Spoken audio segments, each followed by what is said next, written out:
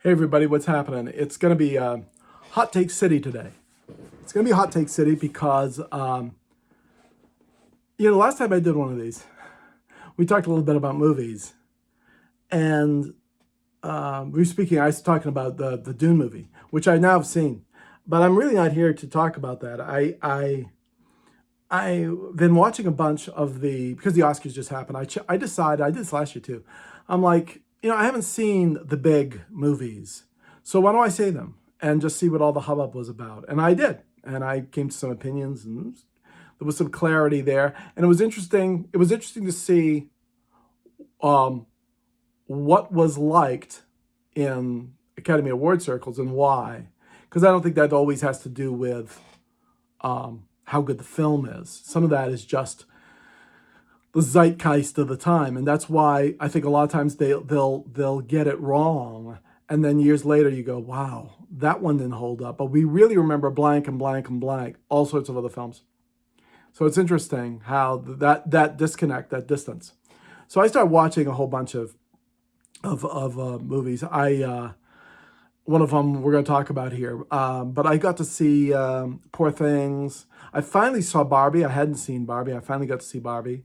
I had seen Oppenheimer in the theaters. I thought it deserved everything it got. I had no real issues with any of that at all.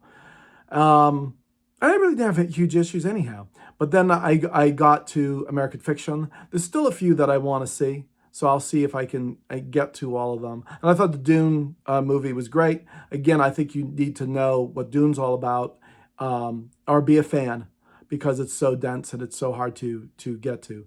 But I don't want to bury the lead here. I said it's an interesting pairing. The title, right, about American Fiction and Romeo and Juliet. And I mentioned them both as being, things that make people uncomfortable. And you go, Romeo and Juliet? Shakespeare, Here's why I'm mentioning that. I'm going to start there instead of I'll get to American Fiction in a minute. But here's where I'm going to start, because I found this one just a breathtaking sort of reaction that I saw online on Threads. I saw someone react to a particular version of Romeo and Juliet. And they were saying, do you remember in high school? So this person might be, a 90s kid, or I don't think earlier than that. I think this person is later than that. But they mentioned saying, in high school English, having to watch Romeo and Juliet. And this person, she talked about one particular version, the 1968 Franco Zeffirelli version. And she found the film to be a great outrage. It's Romeo and Juliet, right? How tremendously outraged. And I'd forgotten about this, but at some point late in the film, Juliet has no clothes on. Now, normally nudity by itself, right? Not a big deal, but it pushed buttons with this person because, let me give you a little background about that movie. That movie was made, again, 1968, so 56 years ago this film came out. The culture was in a very different place. And Zeffirelli is looked upon as being a great director, and Zeffirelli intentionally cast people closer to the ages of the actual characters. Okay? So the actors were like 16 and 17, maybe 18, 16. I mean, Juliet might have, I don't think she was 15. I think she was probably 16 or 17, right around there at the time of the shooting. So, okay, there's a love scene, and it's very brief, but she doesn't have any clothes on. Okay? All right. And the person having the reaction was, shocked. And the reaction was, obviously, this person was taken advantage of, and it was child endangerment, and it was pornography, and it was all that. This is a person who considers themselves very leftist. okay, having this view. And, how could anyone show that in a class? How could that have been shown in an English class in schools? Right? They were peddling child pornography in our high schools. So I saw it as a sophomore in high school. I remember it well. I had a very good English teacher who I've spoken to you guys about here, a guy I still know and revere. And I realized there were a ton of disconnects here for the person making this reaction. First of all was, they have no idea what it was like in 1968. And let's put the film in a little bit of context. This was an Academy Award nominated film for Best Director and Best Picture. And I think might have been clothing and costume and some maybe cinematography, but it was up for a number of Academy Awards.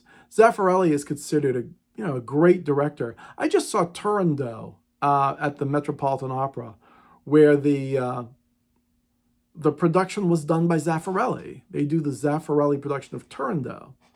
So Zeffirelli was a remarkable person.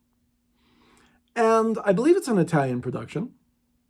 But the idea of nudity, even with minors, if it was thought of as being, as they would have, I think they would have said very much at the time, tastefully done, was not considered in any way prurient.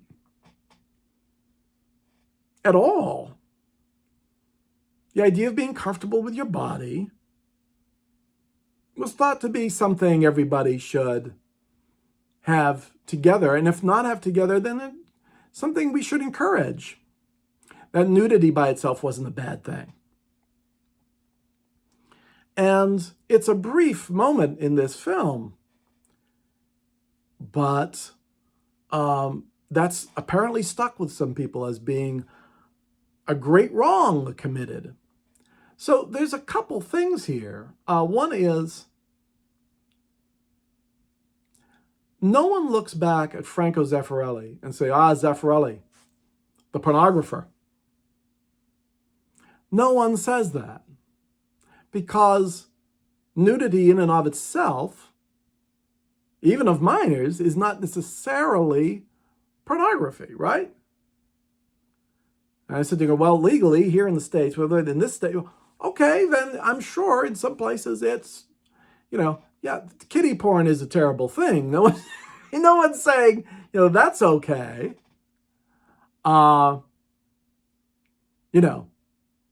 That's not something, right? Okay, we know better than, but that's not what we're talking about here, right? The times were much more liberal. Film was much more liberal. The culture was much more liberal. And I remember the reaction, look, my own reaction, my own memory is that at the time, it wasn't something getting tons of giggles.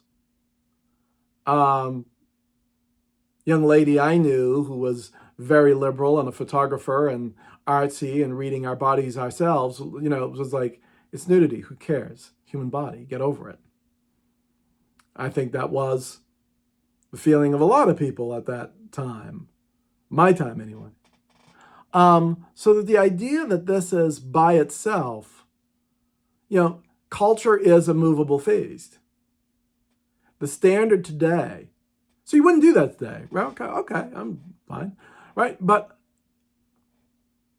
just because the standard today, that doesn't mean it's the only standard for all time and everything has to be judged against that. You go, well, you're getting off a relativist here. Well, some of these things are relative. At that time, that was not considered anything so crazy. All right? It wasn't considered so crazy in the film world. Now, the person I chatted with online about this, who was very upset, says, hey, those two people say that they had their clothes taken away from them and they weren't going to, they were supposed to be in like some kind of bodysuit or something, or it was going to be filmed differently, and that Zeffirelli essentially lied to them. That's possible. Is that morally reprehensible? Yeah. am I shocked that something exploitive happened in the film industry 56 years ago? No. I wouldn't be surprised by, hell, there's exploitation last week. I mean, every time you're looking at the Oscars and they're doing every interview, is that for the benefit of the actors? Not necessarily. A lot of it's just to promote the film and make the studio happy. All sorts of people are being exploited. Now, you can say there's exploitation, Dave, and there's exploitation. These were kids, and I'm with you. Right, okay, that's fine. But that word didn't get out on, nobody knew that when they were watching the movie in 1968. I doubt that very, very much. So they didn't know that. Okay, so, and it received, critical acclaim. Why? Because they didn't think it was pornographic. They thought it was art. It was a piece of art. They thought it was tastefully done. And they really didn't have an issue with it. And the world continued to spin. We lived. It really didn't harm anybody. If you go to virtually any art museum, you're going to see the human form naked quite a bit. And some of them, I'm sure, are people underage in statues and paintings and various things. Been like that through history. I'm not sure it's been such a terrible thing. It's just the human body. So there's that aspect to it. There was another part to it that got me a little. If you're saying that all of that was clearly pornographic and wrong and all this terrible stuff, why did every English teacher known to man show it to his sophomore English class? How was that possible? Right? They certainly knew what was in the film. Why would they show that in an educational environment? Because they had very different ideas about all this stuff. They, again, I think would sit there and say it was part of an art piece. It was tastefully done. Right? You could watch that movie at that time, or you could watch Bonnie and Clyde. Now, if you know the ending of Bonnie and Clyde, it's one of the most violent scenes in the history of film, which is saying something. When Bonnie and Clyde get riddled by machine guns. And it just keeps going. And it just keeps going. And it just keeps going. I think certainly the filmmaker had a right to make his point by making you see that. Okay. But that's probably more damaging to the human psyche than a moment of Juliet in a state of disrobement. So I'm amazed by what would this person have made of Harold and Maude?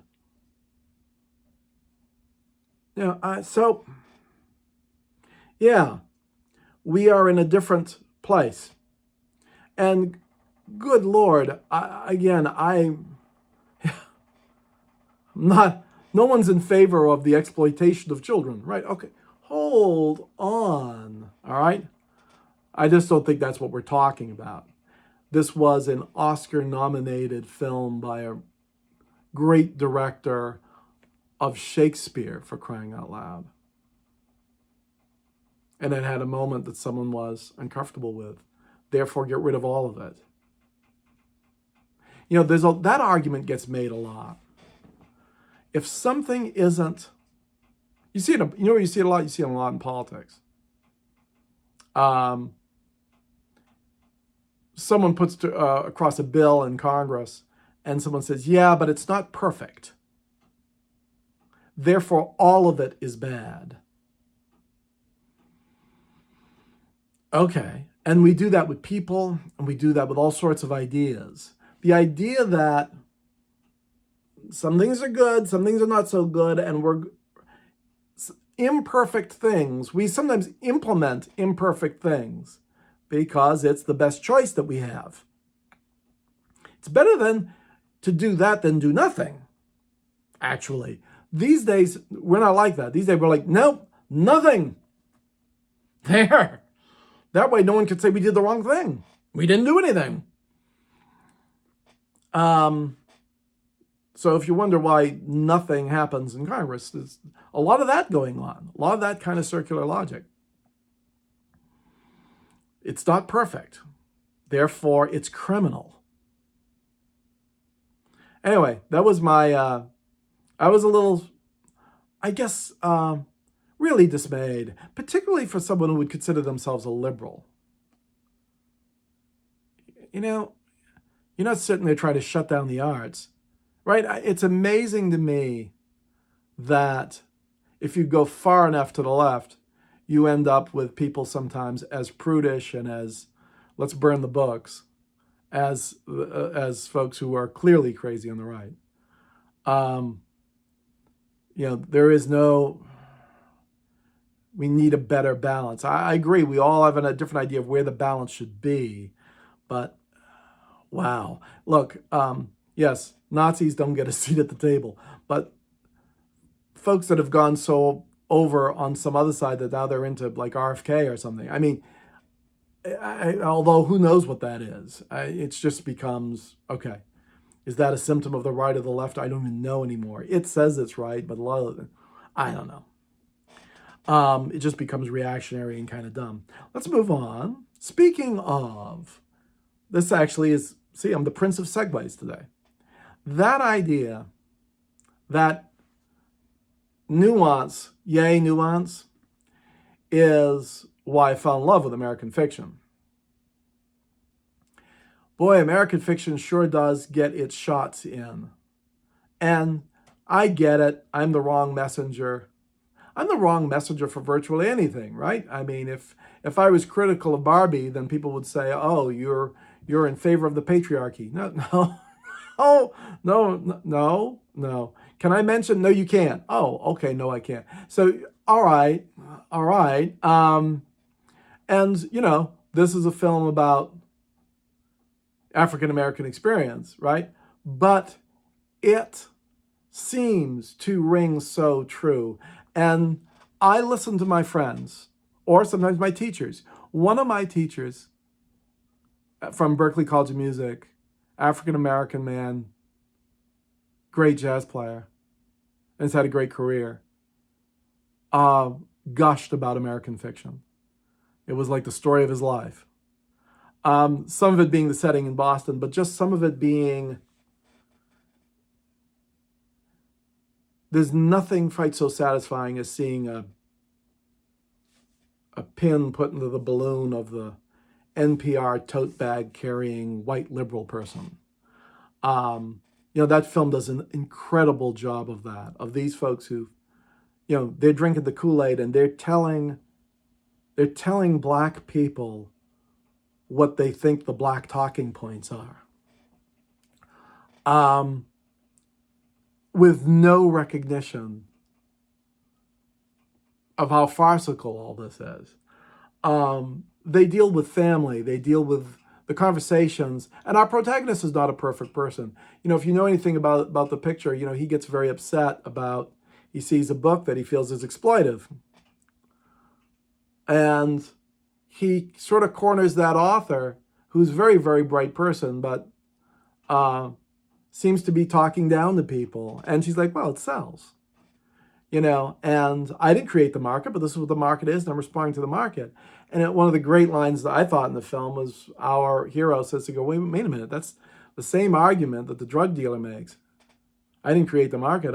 People have a need, I'm just supplying the need, right? I mean, and it is the same argument. But it pokes so many holes in people's ideas of what race even is. Or isn't. And I don't think it would be so easy to not get this right. Right? This is a tightrope. If you're not pitch perfect, if you overdo anything, it's going to be a house of cards. It's all going to fall apart. It's my feeling, it's my opinion that they didn't, that's the great success of the film. There are so many gradations. There are white people who are clueless.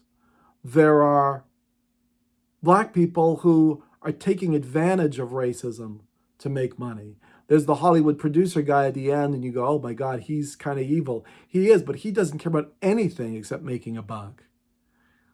So nobody is wholly good and wholly bad. And, one of the fun things in the book is, our hero, who's a writer, sees this book be successful and is just so insulted that is trying to express the black experience. And when he meets her, he finds out that she's very, very bright and he likes her. And he agrees with her more than on a lot of things, right? Because she's not some evil person, okay?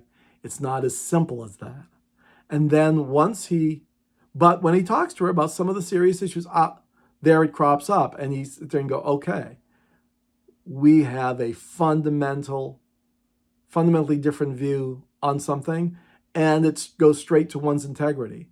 And maybe she doesn't have any. Or maybe hers is consistent within what she believes. Those things get tough, but that's a mature conversation to have. And I mean that meaning your experience of the film, dealing with all the different characters. And sometimes they're right and sometimes they're wrong. And nobody gets it right all the time. Damn, that is I couldn't encourage you more to see it, because I love that it cuts through all the BS. Everybody's. Nobody gets a break. And you know what? Nobody should. Fantastic. It's fantastic. It's what we need far more of, and I'm sure we won't see its like for a very long time. I'm amazed it got made. Jeffrey Wright's great. The whole cast, though, is incredible. There isn't one bad performance there. Everyone's fantastic. Up and down. And incredibly written. I can't say. It was, if it wasn't for Oppenheimer, which I think is an incredible film, but they're so different. That's why comparing films gets very... And there are things that American fiction does that Oppenheimer couldn't come close to. American fiction is truly an extraordinary achievement. Truly. But again, these films are going for different things and using different methods and different vehicles to get from place to place. Okay. So, yeah. And I've got one last thought before you guys, before you go. I was talking recently about, music has been eviscerated from the culture, because everything's on our phone, and we, don't have a record, and we don't have a physical thing. There's no physical manifestation. And it occurred to me that we've never been angrier, and some of that is, some of that anger is, social media driven. But it also strikes me that as we've removed the art from the world and from our society, we've gotten angrier. Everyone says, oh, you can't measure art, and oh, no one misses it, and, art's not that big deal. Art's a huge deal, because you have I think the society has greater empathy. And right now we don't have any empathy. It's mean and it's bad, and everyone's going after everybody. Bad stuff. Bad stuff. And I think that's a direct result of less art. We're a society that has less art in it. And what's the result after 20 years? No empathy. Nobody listening to anything. Nobody dealing with anything. No one distracted by anything. Only people pissed off at the other guy. Everything's zero sum. It's all war all the time, and the only thing that matters is a buck. So we need more music. We need more art. We need more films. We need more American fiction. And the thing is, I think what we need really is not that those things can't exist or don't exist, is that everything is so siloed and so fragmented. There's none of it hits in one particular place enough to really have any effect. So it's a cumulative effect. No one person can make some sort of fix. You just gotta try to do your part to try to turn all of it around. But the sea is too big and last point. Dune movie. Talk about getting it wrong. Or how about this? How about people getting it wrong about getting it wrong? One of the reactions to the Dune movie is to say, right, a lot of people, first blush, say it's the hero's tale and Paul's the hero. And Frank Herbert, the author, and Denis Villeneuve making the film, and a lot of people said, wait, let's get it straight. Paul was not a hero. At the end, he makes decisions that are going to kill billions of people, right? He turns into something. So he's a bad guy. I think that's wrong too. I think the answer is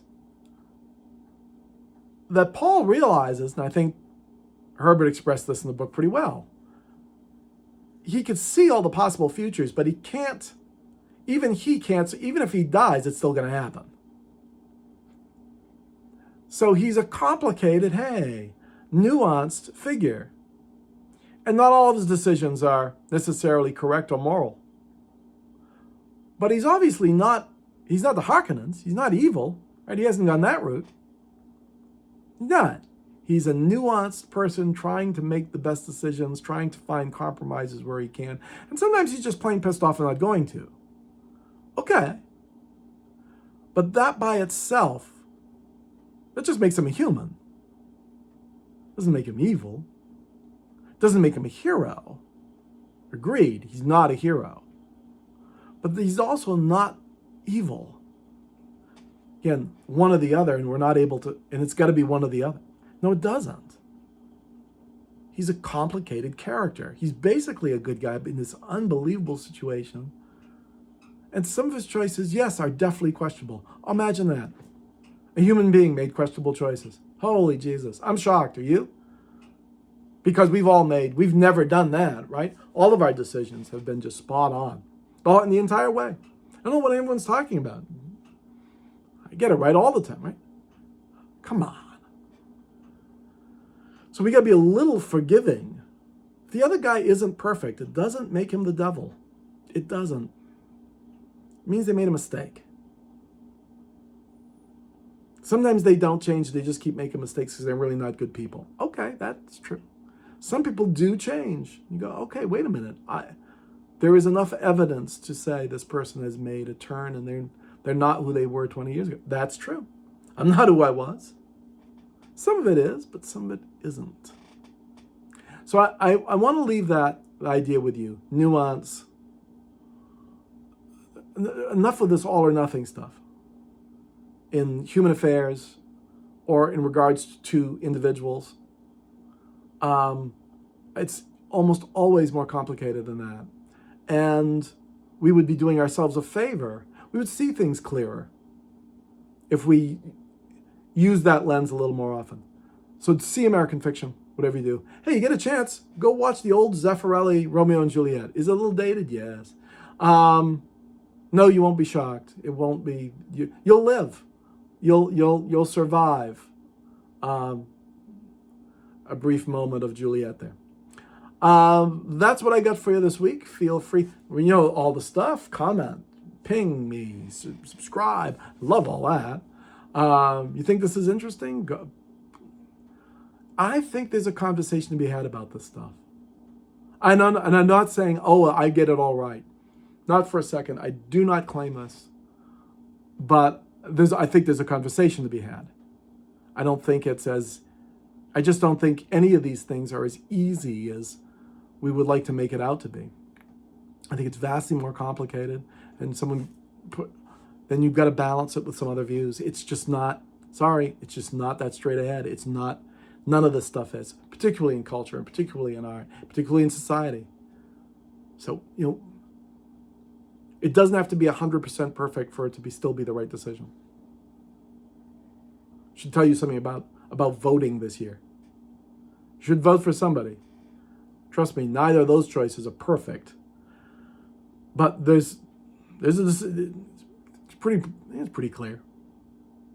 I don't even like the guy. I'll vote enthusiastically because the other choice is a crook and, authoritarian. I ain't going there. It has no place with me. Anybody else will get the gig. Anybody would get the gig over that. Talk to you guys soon. Let me know if you have any thoughts.